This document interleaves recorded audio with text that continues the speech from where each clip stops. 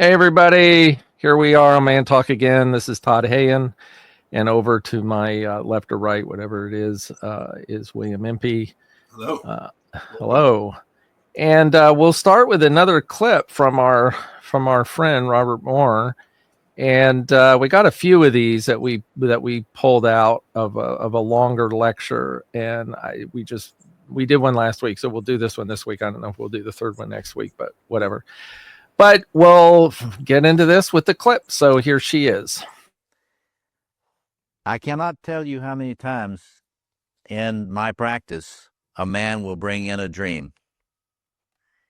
And the dream will be about an intimate encounter that he is either about to have or he is in the middle of, and then someone, often his mother, either comes in the house, walks in the room, in some way the intimate encounter is interrupted. In the story we see it's almost like a flashback of the mother comes to him. It doesn't really quite spoil his encounter. But as I could tell in some of your comments that you were picking up on the fact that the mother training against the fullness of his eros is still an issue that he would have to work with. Yeah. It's an interesting one. This is like full of depth. I do the first comment I make. I think it's interesting that he's careful. And maybe this is just because it would be more inappropriate for him to say sex or his intimate encounter, but he says intimate encounter, which you can apply to a lot of things. And then the full expression of his eros, that's not just sexual. I mean, you can apply that to lots of things. Although the base of this, and we were talking about it earlier, the base of this, we certainly can look at from a sexual perspective. But anyway, let me. Yeah, and I think probably what he's saying is just that there is a kind of breadth of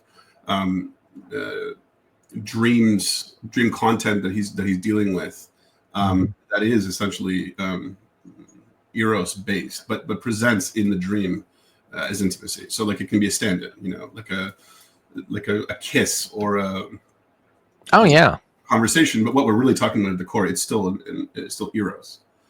Yeah. So it's interesting too. Another, just to get on sort of what we're talking about here, he says at the end about mother training, and that's I thought that was interesting. Catch that? What is? Yeah. I don't know. What do you think? I have an idea, but well, mother training. I mean, we can look at it from mother training being for her benefit. And you said earlier before we started all this idea that if mother loses the erotic connection with her son, then she loses him, right? And he's no longer under her control or under her her power. In Freudian sense, you mean? Yeah, sure. Yeah. The Oedipal, was like her the for mom, it's me coming in and seeing you in the middle of or about to have sex indicates that you've reached sexual maturity, which is coupled with me losing you. Yeah.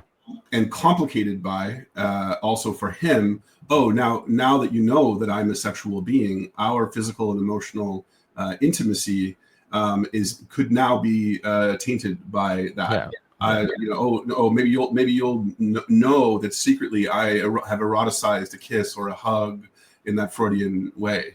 Yeah. Well, he feels guilt and shame over it. Now, in a perfect situation, and with the mother wounding, there's no perfect. Well, there is a best application of the mother wound that is the most healthy. It's still a wounding, regardless of how good it is, regardless of how well it plays out. But there's going to be in the mother wound, there's a wounding on both sides, no matter what it is, and that wounding is essentially a rebirth. It's and being birthed is a wound because your umbilical cord is cut. You come out of the womb, which was all safe and nice and whatever. So it's the same kind of thing. You're splitting away from this relationship with the feminine, with mother before puberty, is all, cookies and cream. It's like literally, it's like the breast, it's the cuddling, it's the loving, it's like the perfect little boy and all of that. So once he starts to become sexually mature, then suddenly the feminine has another meaning to it. It has a sexual meaning. It has a deeper meaning that mother cannot provide, or should she provide. You can come up with a million different ways that the mother wound is bad and is unhealthy. And that's when mother doesn't realize her son has to mature and tries to keep him encapsulated in this not, or actually does allow him to have a relationship with the sexual feminine through her. That would be incestual. And of course, that's not a good thing. So there's a million ways it can go bad. So what makes it as good as it can be? It's essential that the mother lets it go and she understands this, and the boy does not feel as much shame and guilt by mother interrupting or realizing his sexual interest in the feminine, and her allowing that to occur, and him allowing it to occur. Right. But it's actually bringing up a really interesting point, one that I don't know that I've given enough attention to, which is that, we talk about like, you're suffering from a mother wound, you have a mother wound. Well, we all do. Yeah. Oh, yeah. Yeah. And that's a good thing. The initiatory process is the wounding. And that's why, you see it ritualized in scarification, and there's always, whatever. But you are required to go through a wounding and for it to heal in order for the initiatory. Exactly. If you don't go through the wounding, you're screwed. So it's like, let's say the healthy wound is this big. Okay, right. This big of a wound is bad, and this big of a wound is bad. So the wound has to be there, because if it's not there at all, then it's totally fucked. But if it's gigantic, then you've got a whole nother. Well, right, and we can put it into those simple, like, David Rico terms of functional and neurotic. There's a functional wound because it's in service of, and then there's the neurotic wound, which breaks down and is defragmenting. David Rico being the author of How to Be an Adult, which is 120-page Cole's notes on everything that you and I do. And if you have not read that book, my God, it'll blow you away. Well, I haven't read it, so. Because he's been reading Nietzsche, every single line is totally loaded. It's good. Good. No, I definitely will look into that. But he really, but I think I was considering at one point buying a box of these and giving it to every client. I've done that with certain books. Yeah, I've done that. Care of the Soul, Thomas More. That was one that I gave away for ages. Yeah. Anyway, but so, like, I love what you said there about cookies and cream. That's a great metaphor. Right. Yeah, I've been doing some work in a workshop with a guy called Louis Mojica, and he's been talking about food therapy and this connection of like oxytocin and carbohydrates, sugars, and mother's milk, and it's the male maturation process is really about kicking the addiction to cookies and cream, mother's milk. Exactly.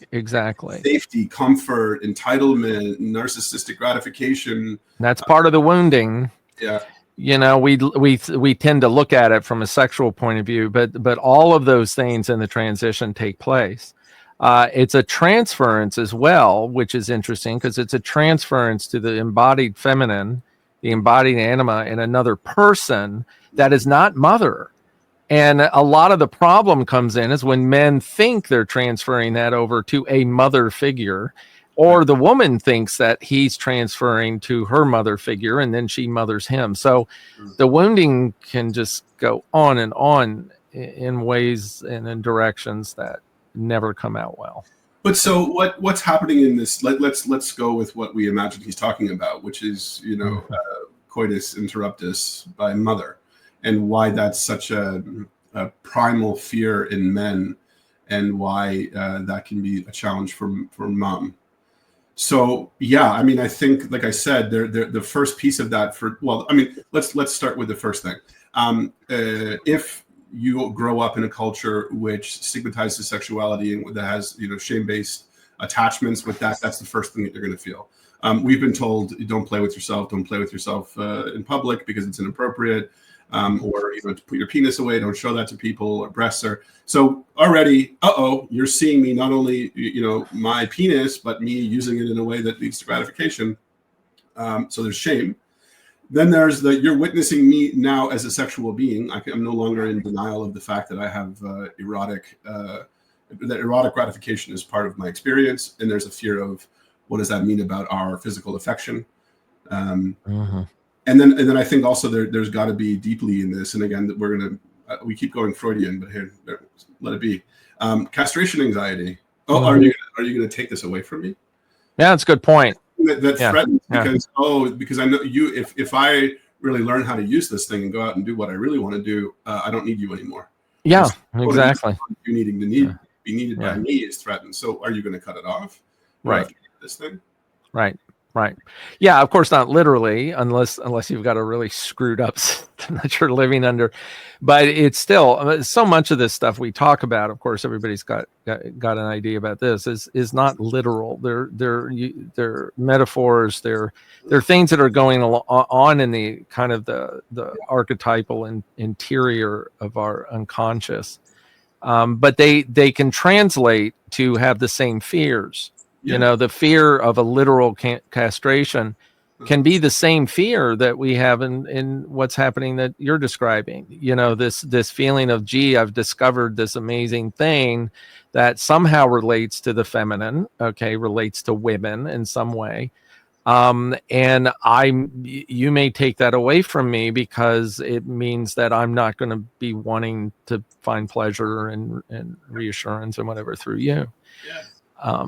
And of course, what exacerbates that is the pathological mother that sees it that way.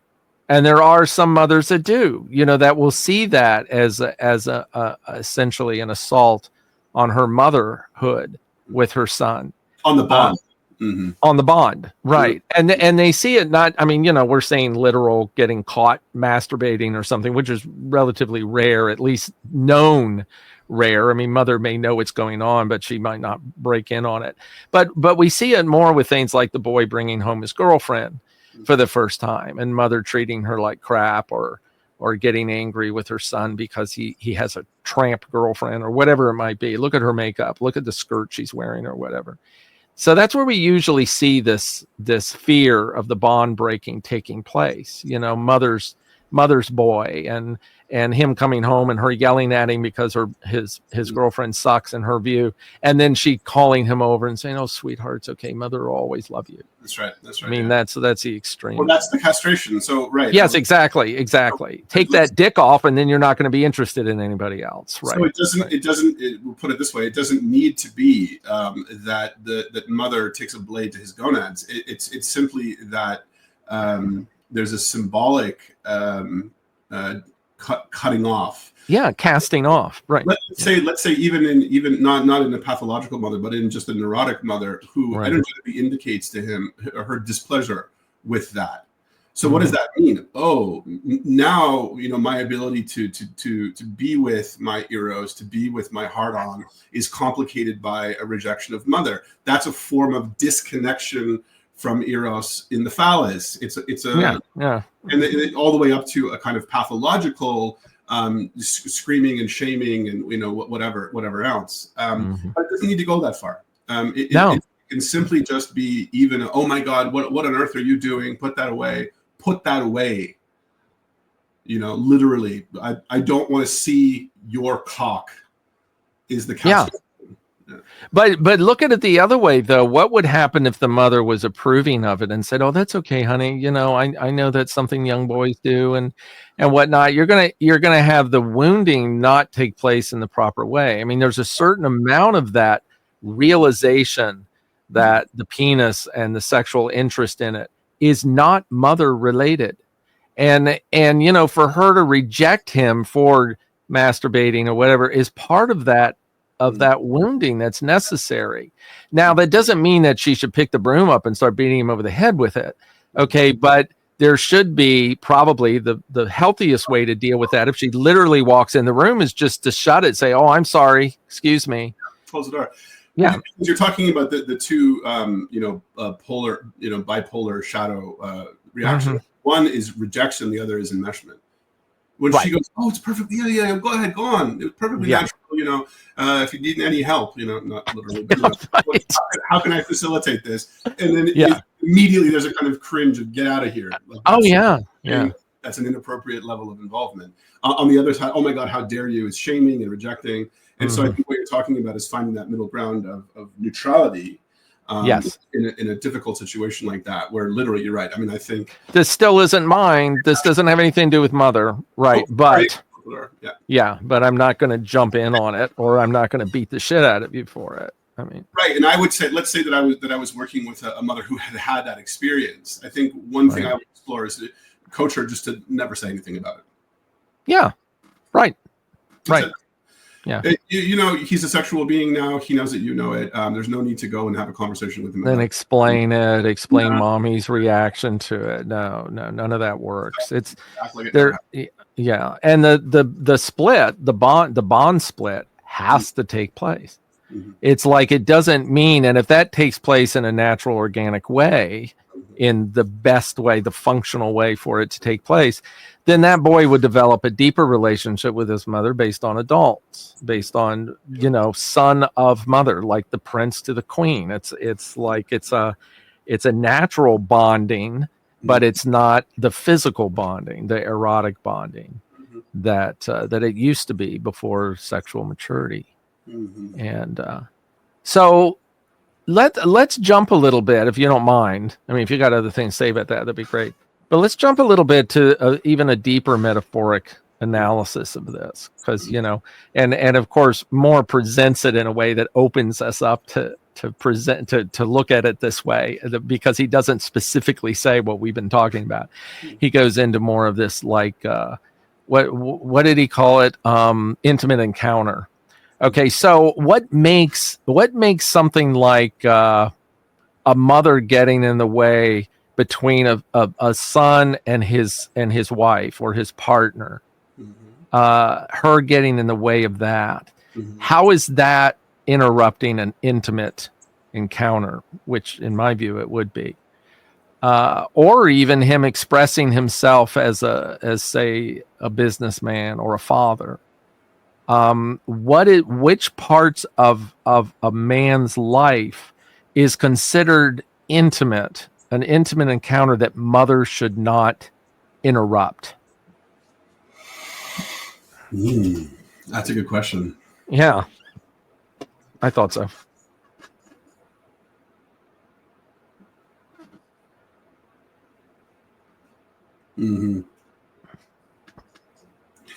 Yeah, I'm not sure exactly how to answer that one, but I would say that it feels like it's in the realm of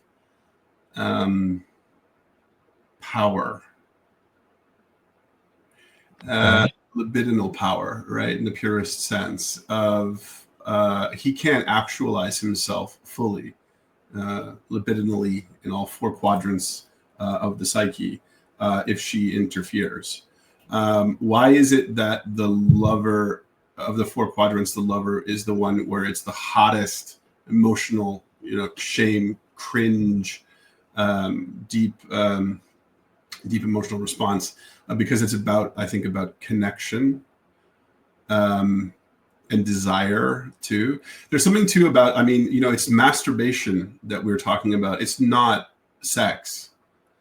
And well, we could apply it to sex, though, don't you think? That's the right thing to be talking about, though. Because I think that really there's a weirdly deeper fear of being caught masturbating than being caught having sex. Because being caught masturbating is about something that's deeply private, something that's desire and pleasure based, that's fantasy based, and so it's like she barges in on his. She's barging into imaginal space. Yeah, no, yeah, you're right. I think that all is very. You're still in imaginal space when you're having sex, but Lacan aside, I mean, masturbation. Obviously, you're in this fantasy, and I think what's threatened is for her not to just impede upon the body and impede upon the development, but to actually penetrate into the fantasy realm. And I think that's another thing too that a lot of men hold a kind of fear of, is that, like, you know, God forbid that you should be fucking and that your mother's face should appear in your mind, or that you're masturbating, or suddenly, you know, I think there's a lot of that too. What if the barrier of fantasy was penetrated by mother imagistically in a way. What would that mean about me? Mhm.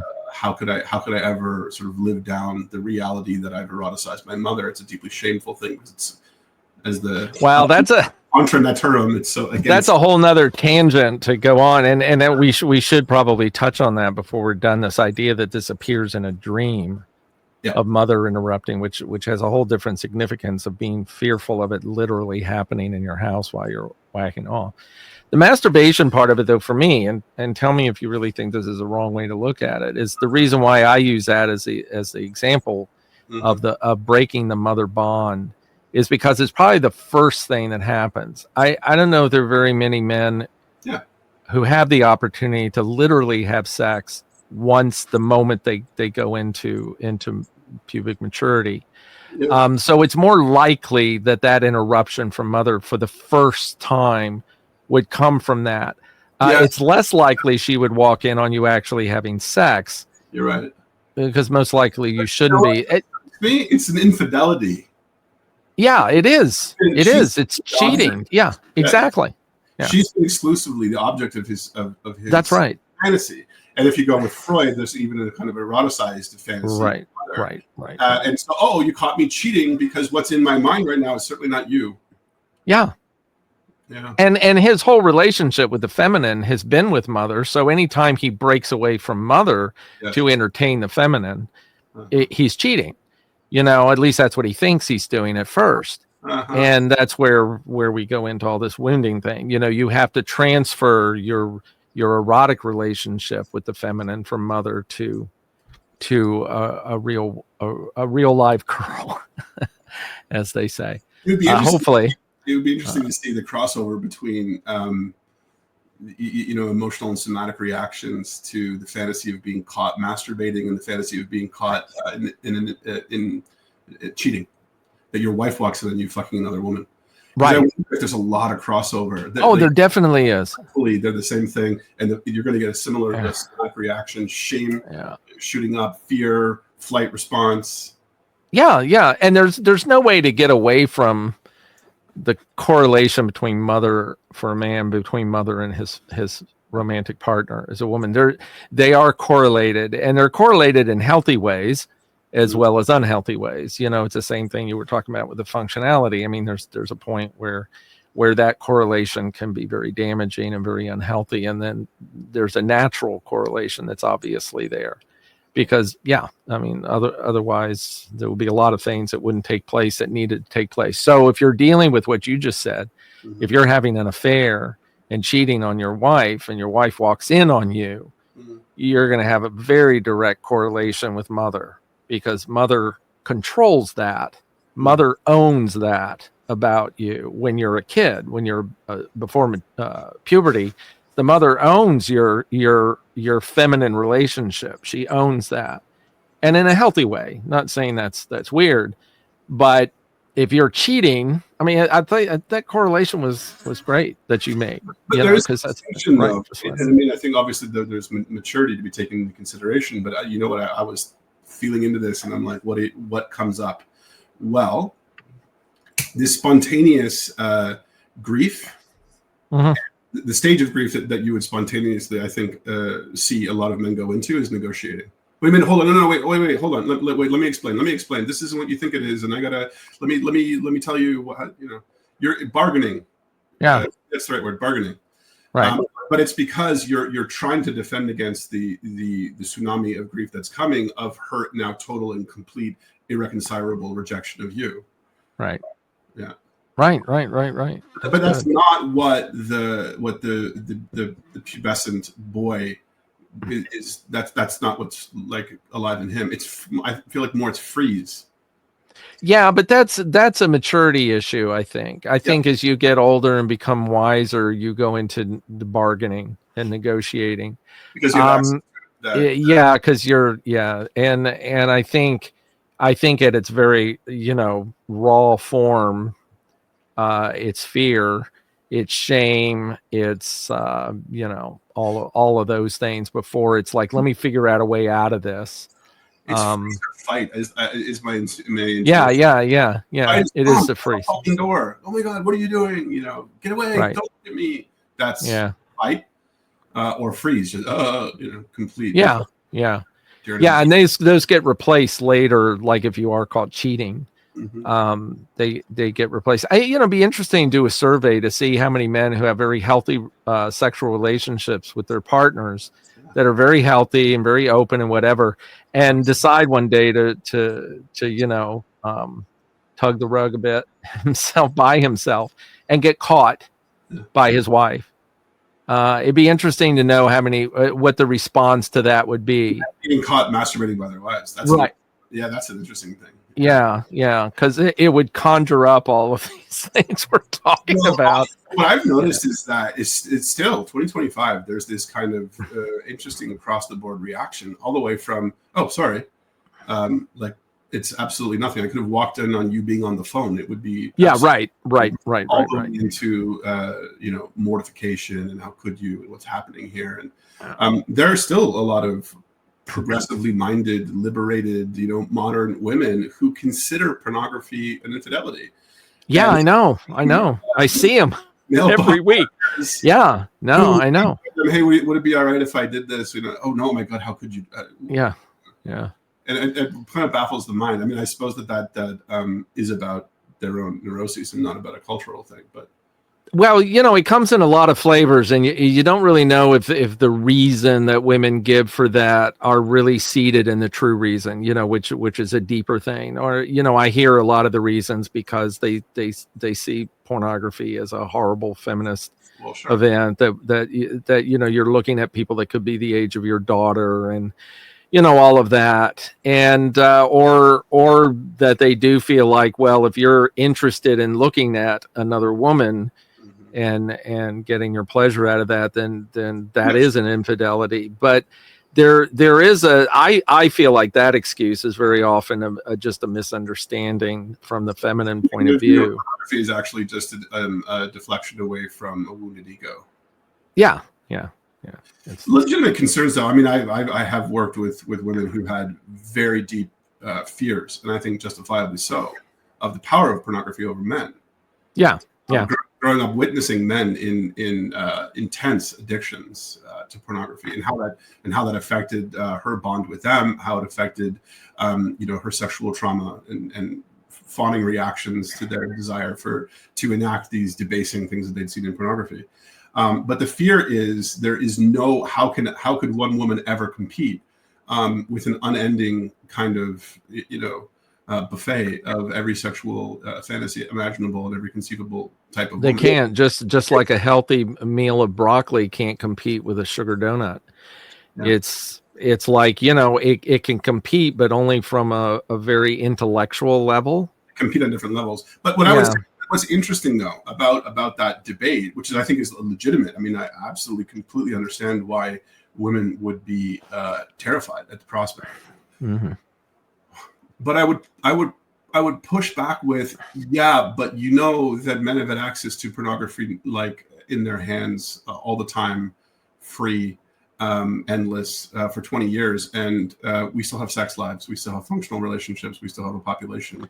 Oh God, it's going. Well, okay, it's going down, sure, but it's not totalizing, because you would think from how it's being presented in the fear-based sort of version. That it would then so then why would a man ever want to have sex if he could just go to pornography? And the answer is, but they do, and because sexuality is such a broad thing, the kind of sex and the needs that are being met in actual partnered sex are actually fundamentally different than pornography. Oh, absolutely. It's like if I'm sorry, go ahead. I just cut you off. You're right. It does interfere, and we are seeing a crisis in sexuality because of pornography. I'm not denying that. I'm just saying that we don't need to go into catastrophizing around it, because I think what's happening is compartmentalizing of that. They're actually two different things, believe that or not. One is trickster and one is mature. Pornography is trickster sexuality. Well, yeah, it is. But what I'm getting at is that sex is a conduit. It's a passageway into divine intimacy, and pornography does not do that at all. Okay, so what pornography, or it does maybe in a fantasy state, but what true intimacy with a woman for a man is, yes, driven a lot by the biological needs and, whatever you want to call it, but the actual purpose behind it is the divine intimacy. Now, I think that's being lost in the culture. I think the media is constantly telling us that doesn't really matter. If you watch TV shows or whatever, you see it over and over and over again. The culture is telling us that sex really is just sex, and you got to be careful and all that, but it doesn't have anything really to do with love. And so we're hearing that all the time. And I think pornography just feeds into that it becomes a quick way to deal with, like I talk to a lot of couples that have basically sexless marriages. Okay. They still love one another, but they never have sex. The guy does pornography to get off. Okay. But it doesn't satisfy his need for intimacy with his wife. He can look at pornography every day and whack off 3 times every day, and he still feels a drive to have intimacy with his wife in a sexual way. So that's just part of it, obviously. That there is a kind of libidinal draining, an energetic kind of it's you I tell a lot of men this who have a difficult relationship with sex and masturbation and porn.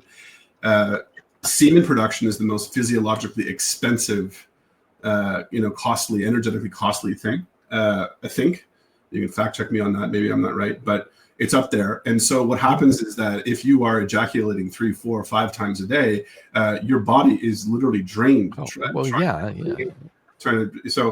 also what that means is if you jack off 3 times and then your wife comes in and she's hot for you, and you're not going to be. I just kind of went. No, the two are tied in. The desire, I think the desire, to use the word desire, the desire to sexually engage or to have an orgasm is diminished through pornography. Okay, but the need of connection isn't. But that's not a desire. That isn't something you can viscerally, physically feel. So I mean, maybe I'm off on that, but it's the way I'm describing it. But the difference is that the desire is part of it's the physiological way to ensure that a man will intimately connect with his partner, because he's driven to, he can't ignore the drive.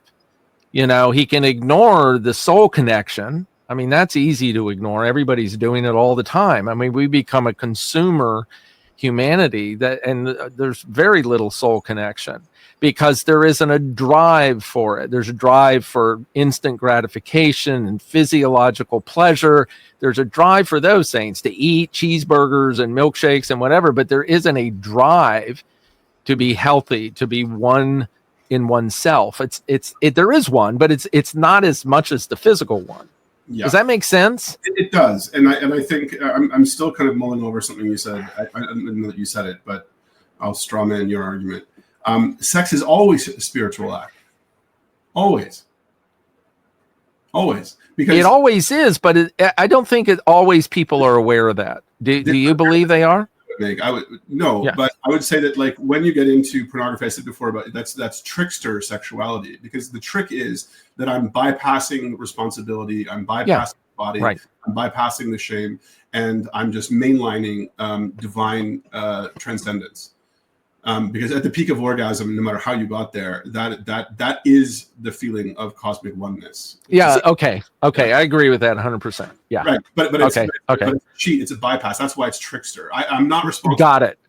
Right. That's really well done. What you just said is really, really well done. Thank you. But also it's also the trick is that I get to be gratified in any way I damn well please, and I'm going to delight in all the myriad of crazy, inventive, wild, weird ways to do that.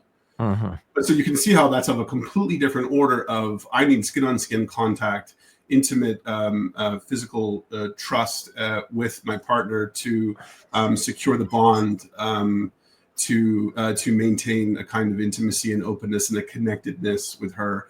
But also I think it's far more maternal in that you're getting more of that kind of feeling of being held and loved.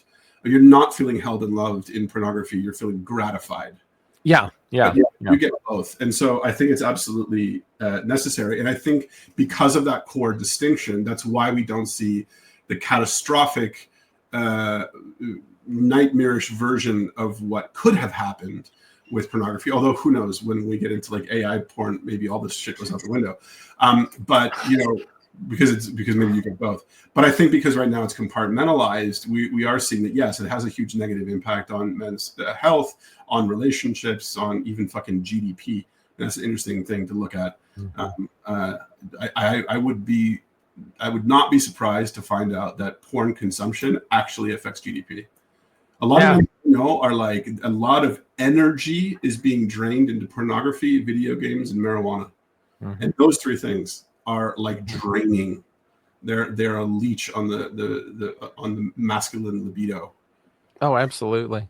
Anyway. Now, would you just say marijuana, or would you say alcohol and other drugs as well? I mean, sure, probably alcohol, yes, but I don't think that the younger generations are using alcohol in the way that they used to, and even marijuana, I think, is kind of somewhat on the outs. I think now it's other drugs. Yeah, well, the difference, in my view, and I'm stupid on this stuff, but the difference, really, one of the major differences, is that marijuana does not physiologically break you down as quickly as alcohol does. It infantilizes you, pacifies you.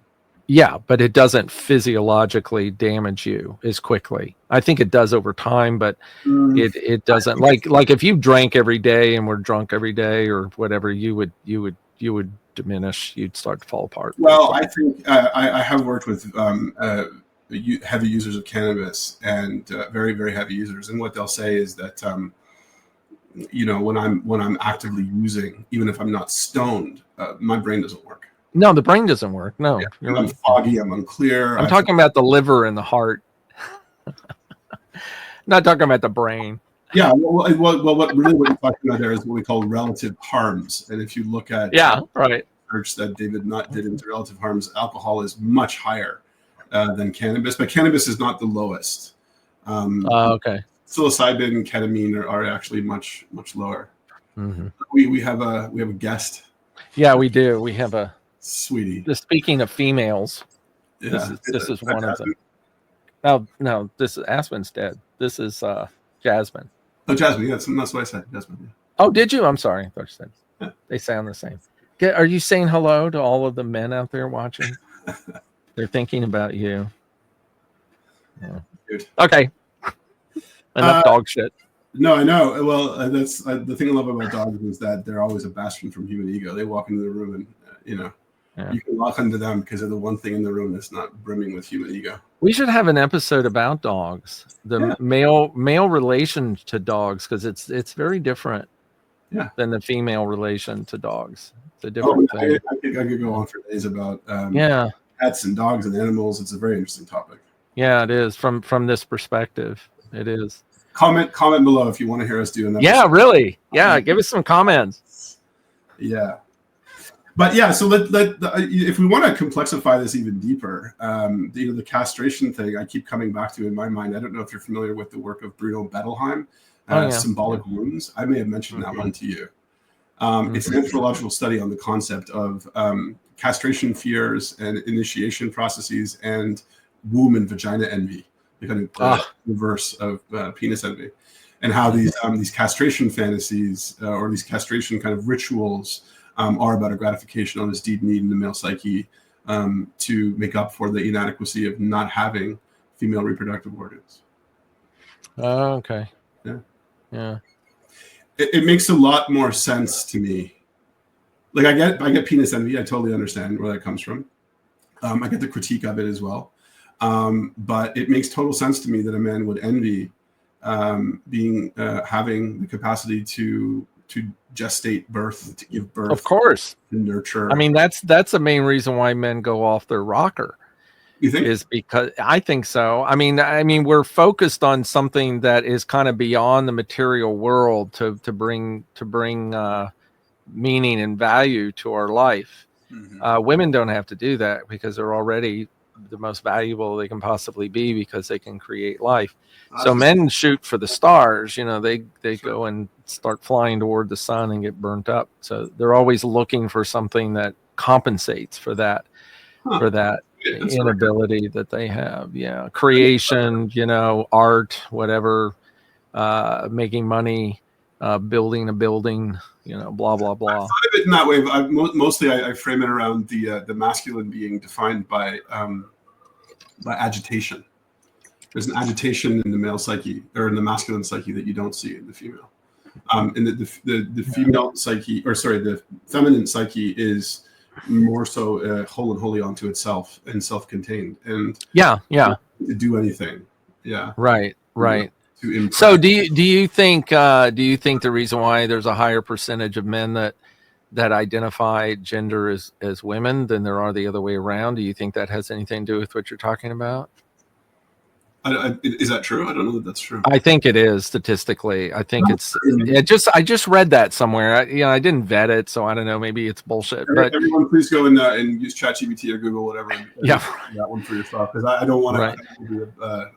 I don't want to spew. Yeah, but you even anecdotally you see that. I mean, I don't know of any women that have decided to be men in order to play in men's sports. You don't see that happening. Let's take it for granted that it's true and trust that the audience will do its homework. And if it's not true, this is just a thought. Yeah, let us know. Let us know we're idiots. So the question would be, do I think that womb envy has something to do with the trans experience? No, I don't. Okay. I don't. Now, when we're talking about the trans experience, I think it's really important to compartmentalize between legitimately those who are born into an embodied experience in which they are deeply connected to the contrasexual in a way that even leads some to feel, in the case of transsexuality, that the body isn't right, that they don't feel safe and right in the body. We need to compartmentalize that, though, with what I fear to be the vast majority of people who are now identifying as trans, who are simply caught up in a social contagion, who are doing that because you get a kind of social cachet, if that's the right word. It's cool. Yeah. Cool, and you've been told that to identify that with that, or to identify that way. What comes with that is a certain dispensation from obligation and a certain you are now entitled to rights that others aren't entitled to. People will listen to you. People will defer to you. People will want to be your friends. And I think because that's so seductive, my fear is that a vast majority of people now that are identifying that way are doing it for those reasons. And I think sure, yeah, very unfortunate for those people who are legitimately having a spiritual emergent experience of that in their life, because I think transsexuality and transgender identity is fundamentally a shamanic and spiritual thing at its core, right? And it's happening to people whose karma has brought them to a place of being ready to embody that for the culture, for the culture. Yeah. So we need to compartmentalize those things, because if we don't, I think that's when things get really messy. And I also want to make it crystal clear that I do not believe, as some do, and you may, that trans people don't exist. I don't think that's true.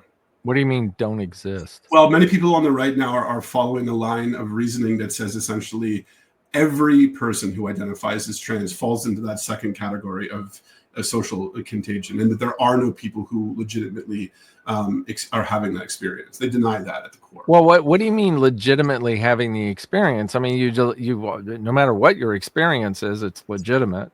Whether somebody is legitimately a female, if they identify as one but were born a male, is a different question. Because that's not legitimate if you're looking at something scientifically through biology with chromosomes and whatever.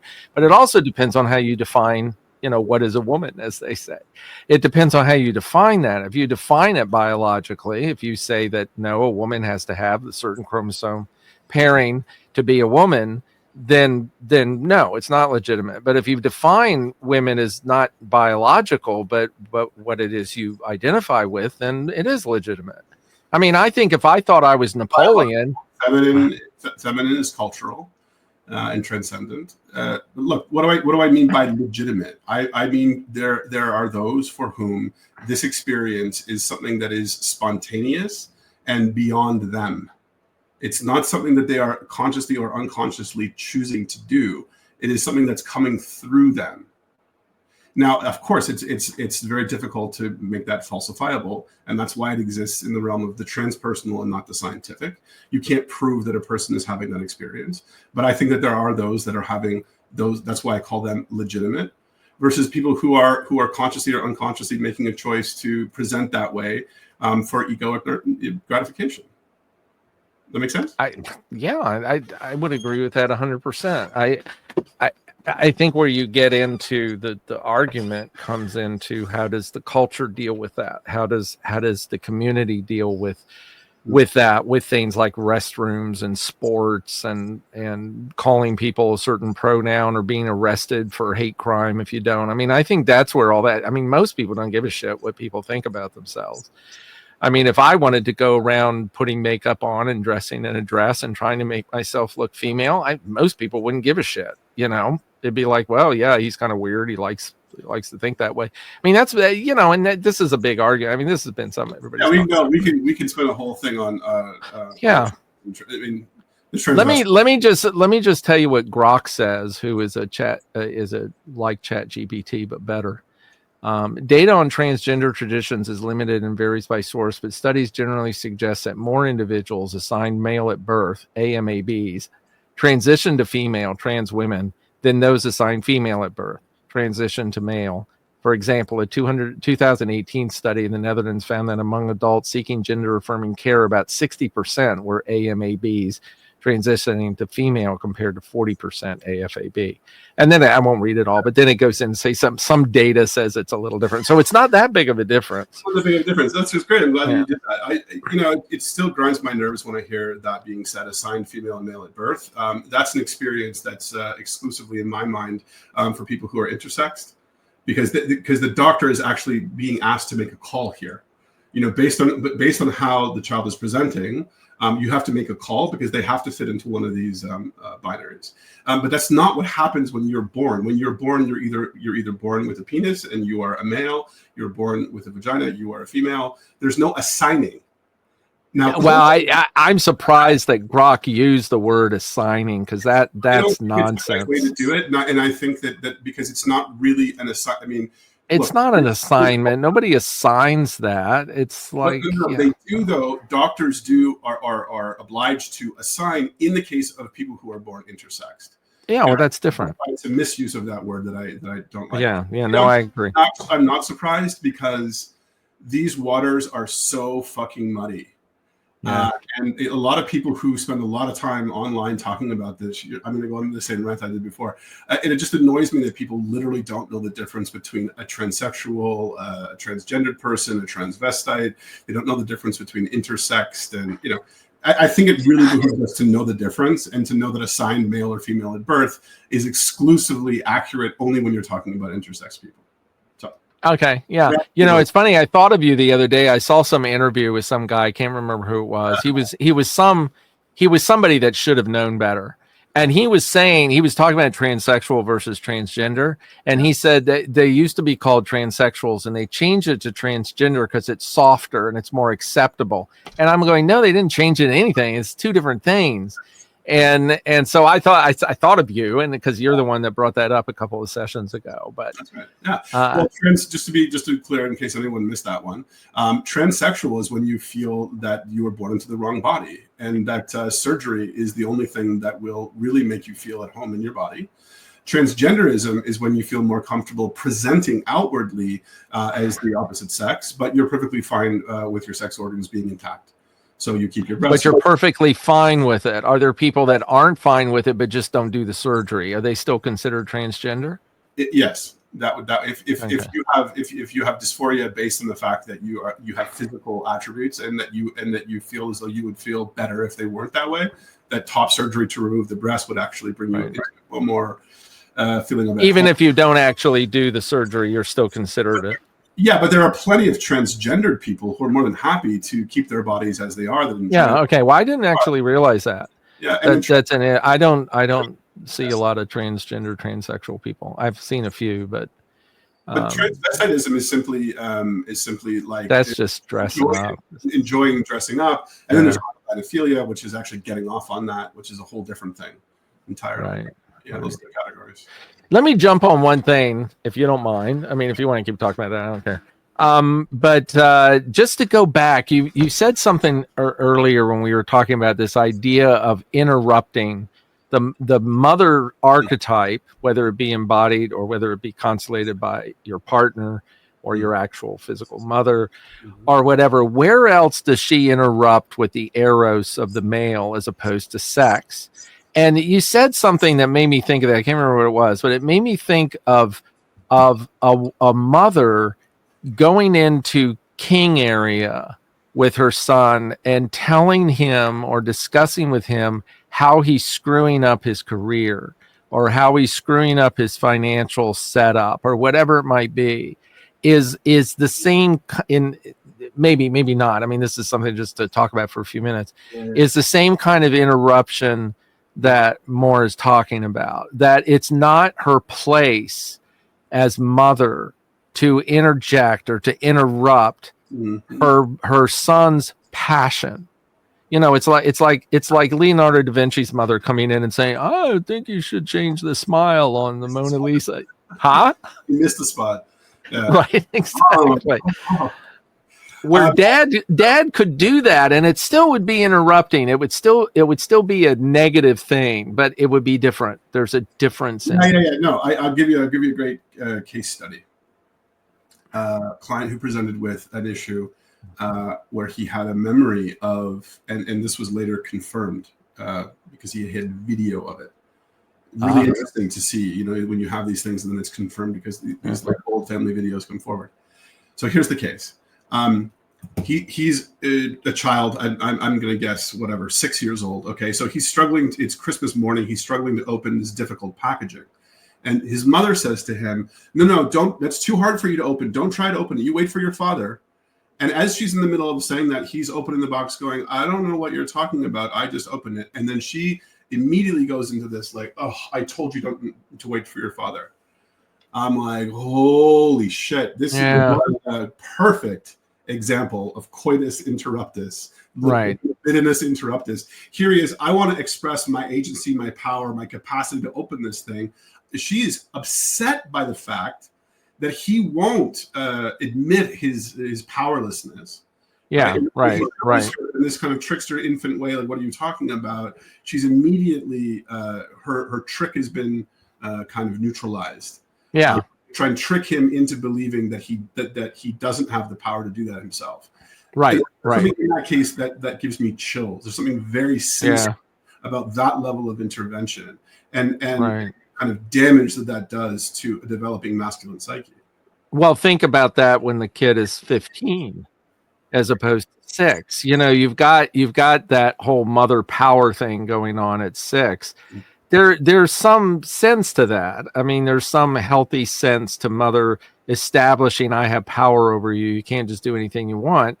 Because the next time, you know, he's walking on a bridge or something and she goes, be careful on that bridge. Don't you walk too far out there. You're going to fall in the water and drown. I mean, obviously. Okay. What you're describing, though, is quite interesting because it supersedes that. It goes beyond that kind of thing. Yeah. It's opening a gift, for God's sake. I mean, there's nothing dangerous. But I think it's clinically significant because it's part of a bigger pattern. If it was the only time that she kind of needed him to be in denial of his own power, that would be meaningless. Right. This is right. Systematically, she was castrating him, infantilizing him in order to try and maintain a kind of egoic control to use him for her own egoic gratification. Absolutely. And there's probably 1,000 other examples in this guy's life as well of things like that. And would continue through adulthood as well. You know, as the mother starts to lose her mother power, she grabs at it and does whatever she can. So that's when she has to lecture. I've got to talk to you. I've got to talk to you about that motorbike you bought, you know, or whatever it might be. Or literally kicking the door while he's masturbating. Yes. Well, same thing. Same thing. Yeah, I think it was it Jordan Peterson, I think, who was quoting Freud. Yeah, no, it's Jordan Peterson's quoting Freud recently, and he said Freud thought of the enmeshing mother as the most pernicious force in the human experience. I think that's how he put it. And, wow. Yeah, we may have touched on that in another episode, but I think we did. Yeah, we probably did. But that's one thing that I have seen proven true over and over again. I think that he's right. I mean, yeah. I mean, there's you can argue that narcissism may be even more sort of, I don't know, but sure, the enmeshing mother is probably one of the most dangerous. For a man, I'm not quite sure if it's I mean, it still is for a woman. It still is it is problematic, but I don't think it's as problematic because I suppose if we wanted to get into deeper realms, we could say, well, isn't evil a more sort of dangerous force? But whatever. The point is that it is up there. And that we should never underestimate the damage of the enmeshing mother. Yeah. And again, like we said earlier, this whole metaphoric idea, it's like that's what's so interesting about archetypes is that we like to clothe them in these things like mother and warrior and stuff like that. But in actuality, that archetypal energy is everywhere in other things in a metaphoric sense. What is mother? What actually is that particular, since it's ManTalk, to a man? Exactly. What is that? And how does that come in other ways that can affect us either negatively or positively? What is that? And I think that's what this work is. And that's the reason why we do what we're doing, and doing this podcast even is trying to get some consciousness around those energies. They don't have to be literal mom breaking the door down while you're masturbating, but what does that apply to, that energy, whether it's physical mother or something else? I mean, it could even be in your boss. It could be in a man. It doesn't have to be just a female woman. And I think, and we are kind of in debt to the men's work traditions that are essentially, I mean, are an extension of this revolution to empower men to reclaim masculinity in its wholeness. Right. Not just the forces of the enmeshing mother, but the digital narcotics and seed oils and every other fucking thing that threatens. Yeah, I know. I know it's everything of male, masculine fullness. One comment, I should have made this at the very beginning, but any of you that are still here, you really should check out the story that Robert Moore is talking about, because he keeps referring to the story. Absolutely. The story is the Parsifal story, the Fisher King. And I think if you don't know it, the best place to learn it from an archetypal perspective, as we're talking, is through Robert. I always forget. I think actually no, but it's not Robert Moore. Who wrote He? Huh? Robert A. Johnson. Yeah, right. No, but but even better, the Fisher King and the Handmaiden. That's Marion Woodman. Oh, okay. But Fisher King lore, I mean, and Parsifal lore, I mean, right. There's just so much of it out there. I think it's actually better. It's easier to access when you're going to get the myth that's deconstructed from a archetypal lens. Yes, rather that's than what I'm. to read the myth raw. Although for those of you who are very literate, you might be able to extract from the myth something in its raw form before it's actually analyzed from that perspective. But I think it's actually better. So I'm looking to see if I have that book in front of me. So what would you say the Marion Woodman version is a better one for our audience? I would say so. I mean, I have some minor criticisms of Marion Woodman. I think some of her stuff's a little dated now. You start to read the introduction to some of her work, and you're like, wow, boy, this is right out of the 1970s. But that doesn't mean that at the core it's not incredibly valuable. I wish I could see the book. Give me 1 second. Maybe I have it right here. Should I do a tap dance or something? Okay. You just put your hands on it? No, sorry. It's not Marion Woodman. I retract everything I said. It is Robert A. Johnson. That is the thing in the hand. Oh, that's interesting. Okay. Yeah, so this is probably an expansion on his He book? Because I know he refers a lot to the Parsifal story and the Fisher King.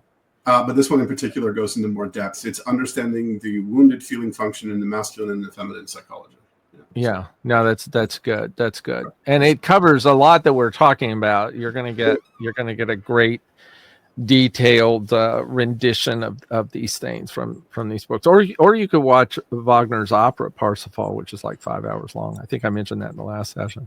We definitely will, which you're not going to get much from. Any intersection with the Andrew Tate crowd just left. Oh, right. Anybody who's like watching us but also watches Andrew Tate do his ridiculous shit, we left the building. Okay, this was great. You got anything else to add, William? It is done. Well, or you think we're done with this? Okay, everybody. Please watch. Please visit us if you want. If you want wonderful sessions with us, you can have them. As long as you contact us, or comment on what we've talked about. Ask questions, please. And if you have any suggestions for other topics, please bring that up too. That would be great. And we will see all of you probably next week. So take care, and thank you again for watching. You have anything to say? Take care, everyone. See you next week. All right.